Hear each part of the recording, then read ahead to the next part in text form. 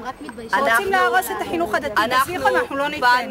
באנו להפגין ברגליים ובעגלות למען דור העתיד והדור שקיים היום בבית ספר, שכל המלחמות הפנימיות של הפיקוח, שאין לנו מושג מה הם, שיפסיקו לנהל את המלחמות האלו על הגב שלנו ועל הגב של החינוך של הילדים שלנו. אנחנו רוצים כאן חינוך בשקט למען הילדים שלנו, חינוך איכותי, כמו שהיה רק בשנה האחרונה.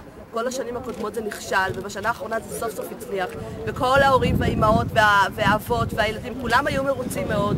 משה הצליח לכבוש את כולם, את כל הקהילה הדתית. כולם היו מרוצים, ותפרו לו תיק מאחורי הגב כדי שזה ייכשל, ולא אמרו לו שום דבר, ופתאום ביום בהיר אחד בתחילת החופש הגדול הודיעו לו שהוא לא עבר את המכרז.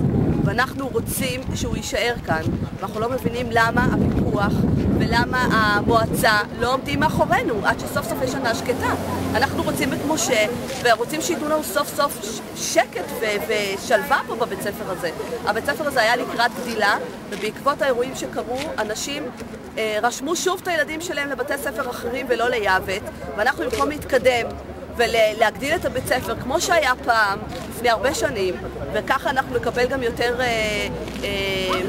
יותר תקנים, יותר חינוך, שעות חינוך לילדים שלנו, יותר השקעה כאן בבית ספר. השקעה, כמו שאתה רואה, הבית ספר נראה מוזנח בגלל שהוא קטן היום, יש פה מספר תלמידים מועט, וסוף סוף הייתה הרשמה גדולה, וכל זה הלך אחורה. שוב פעם אנחנו נמצאים באותה נקודה שהיינו בשנה שעברה ולפני שנתיים.